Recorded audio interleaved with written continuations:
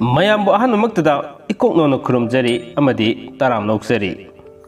PK channel ꯄꯣꯊꯥꯃꯤꯟꯅꯁꯤ ꯈꯪꯃꯤꯟꯅꯁꯤ channel ꯑꯁꯤꯅ ꯁꯖꯤꯕꯨꯒꯤ ꯆꯩꯔꯥꯎꯕꯒ ꯃꯔꯤ ꯂꯩꯅꯅ ꯆꯦꯅꯦꯜ ꯑꯁꯤꯕꯨ ꯁꯄꯣꯔꯠ ꯇꯧꯕꯤꯔꯤꯕ ꯁꯕꯁꯀ꯭ꯔꯥꯏꯕ ꯇꯧꯕꯤꯔꯤꯕ ꯑꯃꯗꯤ ꯃꯤꯠꯌꯦꯡ ꯇꯥꯕꯤꯔꯤꯕ ꯈ꯭ꯋꯥꯏ ꯇꯔꯥꯕꯨ ꯆꯦꯅꯦꯜ ꯑꯁꯤꯒꯤ ꯃꯥꯏꯀꯩꯗꯒꯤ ꯁꯖꯤꯕꯨꯒꯤ ꯆꯩꯔꯥꯎꯕꯅ ꯂꯥꯛꯄ ꯃꯇꯝꯗ ꯌꯥꯏꯐ ꯃꯪꯒꯣꯜ ꯄꯤꯖꯔꯤ ꯂꯣꯏꯅꯅ ꯉꯁꯤ ꯊꯝꯖꯔꯤꯕ ꯍꯤꯔꯝ ꯑꯁꯤꯃꯛꯁꯨ ꯁꯖꯤꯕꯨꯒꯤ ꯆꯩꯔꯥꯎꯕꯒ ꯃꯔꯤ ꯂꯩꯅꯅ ꯊꯝꯖꯕ टॉपिकनी चैराउब करम होरखिबगे अमदी करम मतमदगी कनागी मतमदगी चैराउब लाखी लोइनना करमना चैराउब पांगथोकनी हाइबसिगी मतंगदा लोइनना चैराउबगी चैराउबदा चालुकत मतमदा लाइसोन तिनसोल करमना सोनगनी हाइबना सिंग असिगी मतंगदा खजितंग थेंगनजबा खंगजबा खरा मियामदा खुलोल तमजगे सोइकिबा लांकिबा यावरसु अहलमन लाइग्रोजोन ख्वाइ केबिकना कमेंट बॉक्स दा सेमदोक सादोक मिनदुना अमुक हन्ना हेना खंगमिनबगी तंजादु लौमिनसी हाइबु वाफमसी थमजरी हौजिक खुदोल तमजगे ngasiगी थमजरीबा टॉपिक चैराउबा सजिबुगी चैराउबा चैराउबा हाइबा असि येलहोइदगी लेरकलबा मैत्रबाकी ओइबा सही अमगी मनुंगदा अमुक्तमक थोकपा मैतै सिंगतगी ओइबा अचौबा थरम अमनी थरम असि सही खुदिंगी लायरबा इनाखुनबा खाइदना angam angamba mawongda konung amadi maitrabaki yumthong khudingda sithadana pangthokpa tawdaba yadraba usap amani haiduna launari saitharon kumbabagi matung ina nongdalaren pakhangbadagi asum samtharakpana sakapta sahumgi yankhaidagi sambriga nifu krista sambriga kunipandagi samgaga taranipan fawba maidingu nawfangbana palami महाकना पालिंगै मनुंगदा सकापता सहुंगा हुंफुमाथोय ख्रिस्ता सामब्रीगा कुंथ्रामापन सुबदा सत्लिब सही असि लोरे हाइदुना अनौब सही मथंग नुमितगी हौगनी हाइना ताकतुना सनरकप लेखाय लाकप मरी ख्वाइया school खुराई वांखै मरी असिना पना मरीना मागी fidget मसुसिंग set चारबगी तुंगदा मैत्रबाकी माइकै मरी मक्ता सगोल तोंगदुना खोक वागी मतोंदा फिरान मसा अमदी सरिक पुनसिलगा वा दुबु हाई हुमदुना खिंगदुना निंगथौगी याथंग मतुंग इन्ना लेकाई गी खुंगंग सिंगदा पाउजेल सलहलमी असुमना सै पायरगा लाउबा सतली हाइबगी सैलाउबदगी असुम थैरक्तुना सैराउबा हाइदुना खंगनदुना ngasi फाउबा लाकली येलहंगैदगी मैदिंगु नोंदा लाइरेन फाखंबा हक्तक्तगी सै पायदुना लाउरंबा अदु सकापता लिसिंग मगा सहूम मरफू मापनदगी लिसिंग मगा संब्री हुंफुतरेत लिसिंग मगा संगा सुपनग निफान फाउबा पानखिबा मैदिंगु क्याम्बा सना हक्तक्तगी निपा मरीना सै पायरगा लाउरंबा अदु तोखरे मदुगी महुत्ता मी अमखंगना महुत सिलनख्री सना हक्तक असिदा हानदगी सनरखिबा थोरम लाइरोल ओइना हाइरगा श्रीजुक्तगी याथंग मतुंग इना सकापता लिसिंग मगा सांब्री सुपना तरेता पोइरेसा मदाइरेन्ना इहान हाना सै थाखी असुमना मैदिंगु क्याम सना हक्तक्तिगी सै थाबा हौखी असुमना सै थाबगी असौबु थोरम असि सना कोदुंगदा पांगथोई अदुबो हौजिकता चैराउबगी थोरम असि कोनुंग अमदी मैत्रबाकी युमथोंग खुदिंगदा तौदबा याद्रबा थौदोक थौदानी खन्ना पांगथोकनदुना लाकली कोनुंगदा पांगथोकपा थोरमगा युमथोंग खुदिंगदा पांगथोकलिबा थोरमगा अनि असि यामना खेनै निंगथौना पांगथोकलिबा थोरम अदुना कोनुंगी अमदी लैबाकी मियामगी ओइना याइफनबगीदमा पांगथोकपनी अदुगा युमथोंग खुदिंगीना युमगी लाइनिंगथौ अमदी लैमरेन सिदबी अनिना कुम अमगी फंगलिबा मनामसिंग अनौ अपेन सेंग हवाई कचरगा इमुंग गी मियोई खुदिंग अमसुंग मरी मता खंगना सानामसिंगदा अवा अना तिनजेत लायेतपा थोअन बिगनु हाइदना थौनिजबगी थोरमनी चैराउब नुमित असि नोंग हेक nganbaga सही अमगी मी खुदिंगमक फत्तबा मयाम कोकनबा हाइदना मी अदुगी मपोक नुमितकी मतुंग इन्ना असुमना मखादा थमजरके हारिबा थमजरिबा पोलमसिंग असि इसिंगदा हापलगा इरुजा माइथजदुना लाखी हारिबसी हुजी उजिक्ति कया तौनद्रे अदुबु ममांगै मतमददी यामना थाजनना तौनरंबा लंबी अमखंगनी हाबिदि चैराउब नुमित्ता अखोइना साक साजंगी ममांगदा इरुजबा मतमदा हारिबा महाकी मपोक नुमित्तुगी मतुंग इना लेरमलिबा सहीदुगी दसालंफम कुदिमक कोकनबगी दमक्ता हाइदुना मपोक नुमित्का चानबा पोलमसिंग असि इसिंगदा हापलगा इरुजबगी लंबीदु ꯃꯃꯥꯡꯉꯩ ꯃꯇꯝꯗ ꯇꯧꯅꯔꯝꯃꯤ ꯑꯗꯨꯅ ꯍꯥꯏꯔꯤꯕ ꯄꯣꯠꯂꯝꯁꯤꯡ ꯑꯗꯨ ꯃꯤꯃꯤꯗꯨꯒꯤ ꯁꯤꯖꯤꯟꯅꯒꯗꯕ ꯃꯅꯥ ꯃꯁꯤꯡ ꯑꯗꯨ ꯑꯃꯨꯛ ꯊꯝꯖꯔꯛꯀꯦ ꯑꯍꯥꯟꯕꯗ ꯅꯣꯡꯃꯥꯏꯖꯤꯡ ꯅꯨꯃꯤꯠꯇ ꯄꯣꯛꯄ ꯃꯤꯅ ꯏꯁꯤꯡꯗ ꯎꯊꯥꯎ ꯃꯅꯥ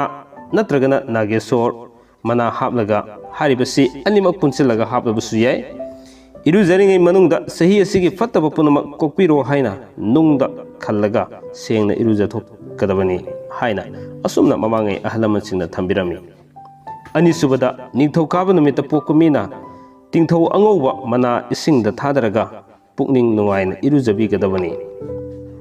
ꯑꯍꯨꯝꯁꯨꯕꯗ ꯂꯩꯕꯥꯛ ꯄꯣꯛꯄ ꯅꯨꯃꯤꯠꯇ ꯄꯣꯛꯄ ꯃꯤꯅ ꯅꯣꯡꯃꯥꯡꯈꯥ ꯑꯉꯧꯕ ꯃꯅꯥ ꯊꯥꯗꯔꯒ ꯊꯃꯣꯏ ꯁꯦꯡꯅ ꯏꯔꯨꯖꯊꯣꯛꯄꯤꯒꯗꯕꯅꯤ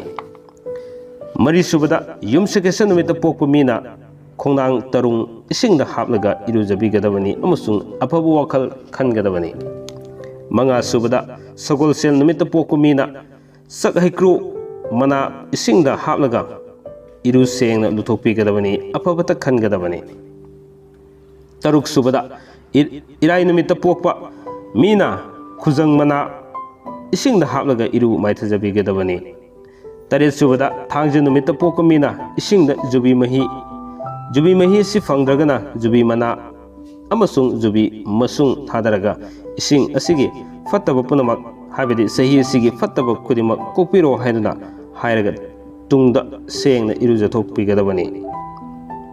असुमना मपोक नुमितकी मतुंगिना हारिबसी हौजिकति तौनद्रे ममांगै मतमददि यामना तौनरंबा थाजनरंबगा लोइनना अदुकमतिक याम फजना चतनरंबा सना कांगलोन सेंगनी चैरावबगी नुमितुमक्तदा नोंग हेक गानबगा जुम्बिरंबी अदुना फमुंगदा लैरिङै मतमदा खुत्सा मंगाना लैमाइदा अहुमलक सोकनी सोकपा मतमदमक्तदा इमा लैमरेन लैपुनबीबु निंगसिंगजगनी खुत्सा मंगा अदुना लाइबक तोंगदमदा नमलबगी तुंगदा सोर येंगनी मदुदा येला नत्रगना ओइरा हायदुना खंगलब मतुंगदा येत ओरगना येतकी खोंग हाना लैमाइदा हाना कुमगनी अदुगा ओइ ओरगना ओइगी खोंग हाना लैमाइदा कुमगनी मदुगी मतुंगदा थोंग हेक हांगबगा सोनपुंग इमाबु खुरुमनबगी तुंगदा कोरौ हनबा हाबिदि नुमितपु खुरुमजगनी मसिगी तुंगदा इरु सेंगना लुथोकपीगदबनी इरुजब हेक लोइबगा सम सेक्शनना खोइजिनना सोइथोअंदना फी मसेत अमना योमसिनदुना पुल्लबगी तुंगदा लाइनिंथौ लैमरेन इमाकी कन्ननबा पुखम अनि दा सेंग मिरुक अमम हैरगा मयाय अदु खुदना सेमदुना हांगहनगनी अहांग मफम अदुदा येनसांग नापी अनौ अपेन मरोय मपांग मैतैगी थुम मपाक यावना मथेल सुना हापलबगा खोइरु थौमै नत्रगना उसाल मैरा अमसुंग अकसेल गलोइनना लाइनिंथौ लैमरेन अनिगी ममांगदा कटकनी अदुबो असुम तौनबसु लैदब नते मदुदी तेंकोट अहुमदा मैतै ngमु अममम नत्रगना अहुम हापलगा लाइनिंथौगी ममांगदा कटनबसु यावदब नते मदुदा मी अदुगी फाव पांगदब इमुंग अदुदा तुरै इरै सेनगदब थोकदब नंगदब लैरबदी कटलिब मैतै ngमु अदु तुमिन्ना लैयु हाइबा यारोय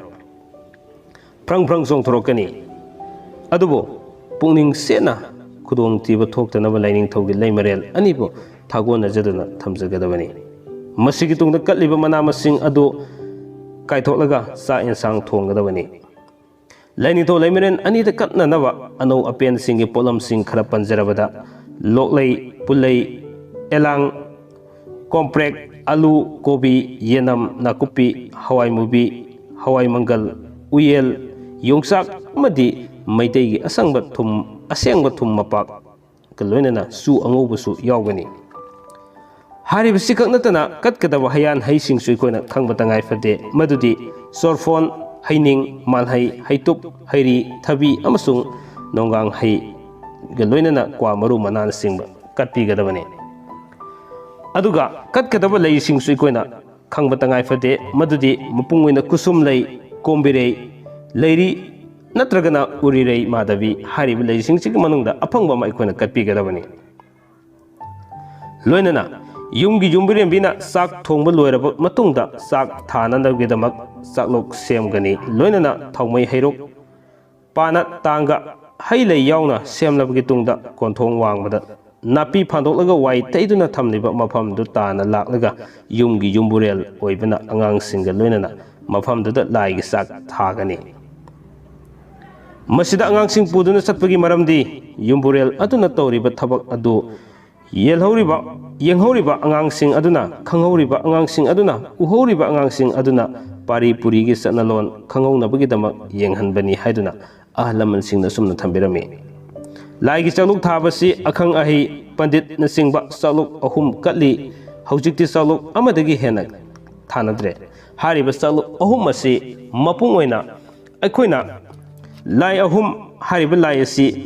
haukiba sahi hauji sahi amadi tungda lakadaba nongmai gi sahi haibadi iram maba tumaba iram senba tu senba kumsna kumlik lai hariba ahum si de khona katpi gadabani aduna Shajibu Cheiraobagi chaluk thabada son gadaba laishon si choi khoi khangdaba yade hariba laishon asi akhangai singi matung inna tongan laishon ahum lay hariba laishon ahum sigi manungda aina hinajagadaba amadi aina khuloi gadaba laishon amhe ikhona son bibi yai hariba laishon sing adu amuk miyamda khudol tamjarake ahanba laishon da asumna haibigani kumsi sahi sigi nadaire ma aina tara lukoi semduna katsariba si latnaba leitana lobiyu iram maba tumaba iram senba tu senba kumsna kublik lai ahum gi nafamda luklena si katsari masigi tungda hanu koksaw hanu laikham amasung khonda hanba nakoi ahumna phangbiyu turei irei selhan bidnaba nungai yabi marang kaina pibiramu haina mi aduna makha onna khurum jagani masina ahanba laishoni aduga ani suba laishon sidi aikoina ai isagi maming amadi ai isagi yeksalai karino haibasi hana khangbiraba matungda yeksalai amasung ai isagi mingsu pallaga aikoina ani suba laishon asi son biduna chaklen katpi gadabani hariba laishon adusu miyamda thamjarake asumna haibigani kumsi sahi sigi nadaire ma aina tara lukoi semduna kasariba si latnaba leitana lausin biyu iram maba tumaba iram senba tu senba kumsna kumlik lai nakhoi ahumgi nafamda kumsi sahigi anau apen tara mathel lukoi hairang leirang galoina na kasari masigi tungda hanu koksaw hanu laikham amasung khunda hanbana koi ahumna phangbiyu kumsi sahigi timu laimu fattaba punamapu taibiramu apwaba athoiba pibiramu haina nanaina khuman salaigi chawba aina khurumjari matang asida aroibida aina haijariba khuman salaigi chawba haijariba chawbasina soleba mi adugi mi mamingni aduga khuman salai sine chawbadugi karamba salai no haibadugi takjabagi dama aina asuna panjabani aduna isa isana khurumjaba matamdadi isa isagi yek salai karino habise hana khangbiraba matungda aigi mingdu panbigadabani khudam oina chawbasina mangang orama taragadi nanai mangang salai gi chawba aina haina asumna haibigadabani masi aikoina khangbigadabani aduga ahum suba laishol adusu miyamda kudol tamjarake asumna haibigani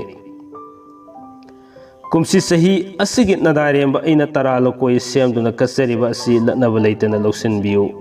iram maba tumaba iram senba tu senba amasung kumsna kumlik lai nakoi ahumgi nafamda hana luklena si kasari masigi tungda hanu koksaw hanu laikham amasung khunda hanba ahumga loinana saroi humfumatoi laibung thau mapan lainura taret nakhoi punamakta kumsi kumjagi anau apen tara mathel lukoi langjariba asibu habiyu hai aduga hairang lerang daduna kasariba asina tinmu fattaba laisa fattaba punamakpo haurai khana pangbada haithabiram duna nasana nai taibang singbo sidayai nadayai pibiduna ngakpiramo haina makha ona khurum jaduna saluk asi katkani khangbigadabadi hौजिक अइना पंजरिबा अहुम सुबा Lysol असि हौजिक हौजिक मक्सु इखोइ कोनुंगदा सोनदुना सिरिनरिबा लाइसोनी हादुना अखंग अहलमल सिंगना सुमना ताकपिरई असुमना अइखोइना मथक्ता हाइखिबा मैतै चेराउबा सिगा सागै अदुगी पोकपा नत्रगा सिबा थोक्तुना करिगुंबा yum मांगलाबदी नुमित अदुदा इरात थौनीगी थबक तौबु यादे हाबिसु अहलमल सिंगना असुमना ताकपिरमी मरम अदुना चेराउबगी साक थाबा लोइरबगी तुंगदा इन्सांग मथेल सिंग अदु मरी मता युमलोन कैरोनबा दा अमगा लानदुना चामिनगनी इमुंग मनुंगसु हराउ तयामना चामिन थकमिनगनी नुमित असिदा खना सैनबा तौबु यादे हारिबि नुमित असिदा करिगुंबा खना सैनबा तौरबदी सही चुप्पमा खना सैनदुन लई हादुना अहल सिंगना Sumana ताकपिरमी असुमना ngasi ki thamjariba Cheiraobaga mari lenena thamjariba akhangma khara miyamda khudol tamjabasida soikhiba langkhiba yawrasu ahalamal tabiriba lai guru singna semdok minaduna sadok minaduna amuke hena asumba lambi amda pusin minabagi tanjadu lominaduna kangleipa asi amatoina seminabagi tanjadu lominasi haiba wafam ji thamjaraga loiba fawba tabiba amadi miyeng tabibagi damak channel asigi maikaidagi amuka sana thagasaba phongdokjari loinana aroibada amuka sohana miyeng tabiriba amadi tabiriba khwai khurimakpu channel asigi maikaidagi happy Cheiraoba haiba wisasi pijabaga loinana punamakpu amuka sohana thagasari kangleifakna yai fare